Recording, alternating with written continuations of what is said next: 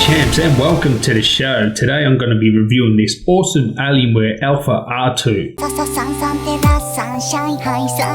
So here it is, this little beast of a thing here, the Alienware Alpha R2. It's the second generation of the Alpha. This comes with a Skylake processor and a GTX 960. Such a small thing here, you can virtually call it a console, I guess. It's actually smaller than an Xbox or a PlayStation, but don't be fooled by its size. This thing here really packs a punch. So these start at $599 US or $999 Australian. That comes with an i3, 4GB of RAM and a Radeon R9 2GB graphics card. Now, I don't recommend that model because I don't believe it actually has the graphics amplifier port at the back, so you won't be able to use the graphics amplifier. So if you can spend a little bit more, maybe get the i5 model with the GTX 960. That's probably the sweet spot and the best one to get. But this unit I have here is actually $949 US or $14.99 Australian.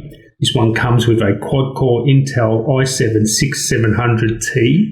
So that is a mobile CPU, but it's within a bee's diaphragm of what a desktop component can do. It's not much difference, but it uses less power. This can boost up to 3.6 gigahertz, and it can actually sustain those sort of speeds. Well, at least this one I've tested here can sustain over 3 gigahertz, no problem, constantly while I've been gaming for hours. So even though you don't get the full desktop Skylake processor in here, it's not that far behind the desktop equivalent, and the bonus of it is you don't have to have a big desktop. You can fit an actual beast of a gaming PC in this small package, and as you can see here, my hand is actually bigger than the unit there. So Intel Skylake i7 processor, 8GB of RAM. You have one RAM slot, and this one has 8GB of RAM. This also has a 256GB SSD, and the best thing about this is it has NVIDIA's 4GB GTX 960, the full desktop version, not the mobile version.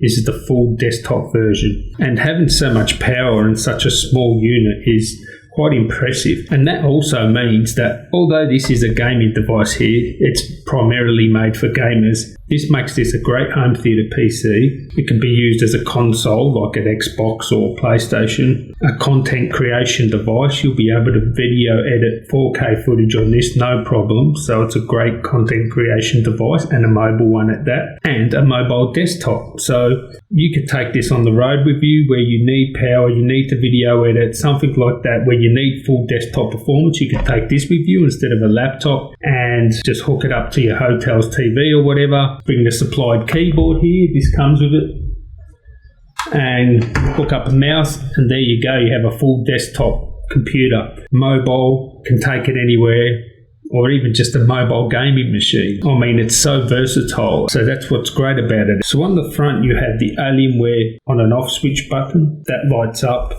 It also lights up in the corner here with RGB lights. You can control that with Alienware software. You can also set different colors for notifications. If you get an email or something like that, it'll start flashing another color, and you know you've got an email. So you have at a glance sort of notifications there. You also have two USB 3s at the front. You can see it's all made out of plastic here.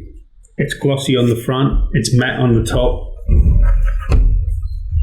There you can see the top there. As I said, that's matte. On the sides are glossy, of course. At the back, you have the power jack there. You have the Alienware graphics amplifier port there. So you can connect the graphics amplifier, which just turbocharges this thing.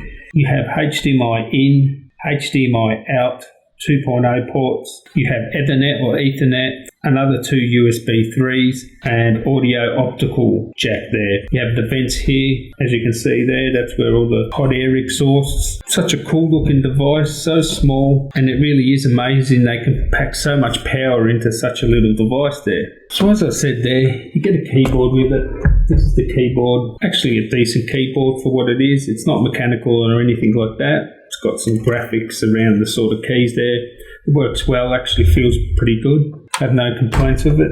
And you also get an Alienware mouse there that actually works okay too. So now let's get on to performance. I guess everybody wants to know how this thing performs. Well, I can tell you, it performs very well. Just straight off the deck, I can tell you it does the latest titles, 1080p, 60 frames per second at high settings. Some games it'll run ultra settings at 60 frames per second, 1080p, and games like, say, for example, Crysis, you'll have to drop it down to high settings, not very high. So we've got a Cinebench score of 685, so it's a respectable CPU performance there.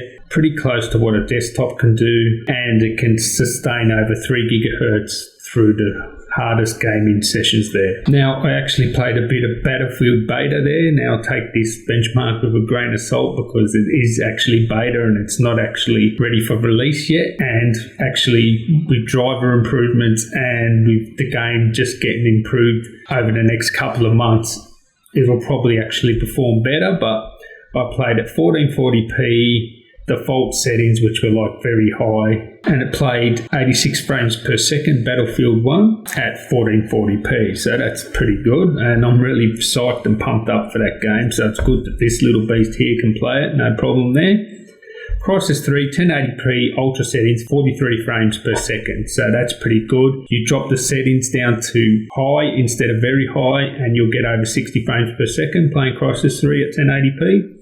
GTA 5, 1080p, ultra settings, 67 frames per second. And on Unigine Heaven, it got 62.2 frames per second with a score of 1,567 at 1080p default settings on Unigine there. So very respectable gaming rig here. Great performance, latest titles, 1080p, high settings, no problem. But that's not where it ends, because around the back here, as I said before, you have the Alienware graphics amplifier port. So what that means is we'll add this beast here, the Alienware graphics amplifier, and it's hammer time. And I will be doing a separate review on this with this graphics amplifier and the scores you get. I've actually reviewed this product, so check out the review here. I'm going to be doing an updated review on this because when I done the review, it was before the Razer Core come out, and this thing kills the Razer Core, and it actually has virtually no bottleneck. Using it on this device here with the Alpha R2, it's pretty much the same speed you're getting on a desktop. I was using a GTX 1080 in this. I was using the Gigabyte Extreme model in this, which doesn't fit, so I actually had to use it with the lid open.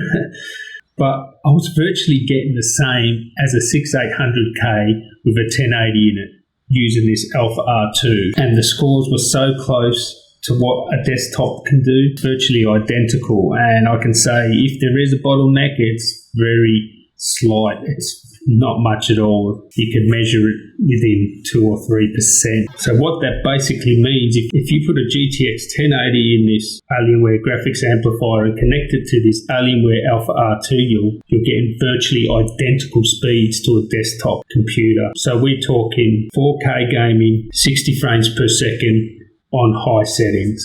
No problem. It really scales up well with virtually no bottleneck there. So underneath you have 4 rubber feet, and you also have this little hatch here. Open that and you'll find another USB 2 there, and this you can use for a wireless keyboard or something like that, even though it has Bluetooth and wireless built in, and it's also easily to upgrade. So just undo 4 screws from the bottom of the Alpha R2 and you just pop the bottom off. Very simple. Now once you take the bottom off, you'll see the drive bay there for the 2.5-inch SSD. Then flip it over and take the top off and you have access to the inside of the computer here. You can see here it's marked GPU and CPU. Take off the CPU cover of the cooler there and you'll have access to the RAM and the M.2 SSD, so you can easily upgrade them. Also here you have the 180 watt power supply. It's actually quite big, but when you consider that it's powering virtually a desktop computer, I don't think you can complain with the size of it. And to think that this computer actually uses 180 watts and is so powerful is amazing, really. So my overall conclusion, not only is this an amazing gaming device, it's just a great computer in general. You can use it as a console, you can use it as a mobile workstation, and yes, it can game like a boss, and you have the graphics amplifier and you can really take gaming to the next level with that. Such versatility in such a small package. It's a great computer and it's a well worthy purchase if you just want a small form factor gaming device. or a mobile workstation. I definitely recommend it. So I'd like to really thank you guys for watching. Don't forget to subscribe if you're new here. I have lots more tech content coming soon. And until next time guys, tally ho.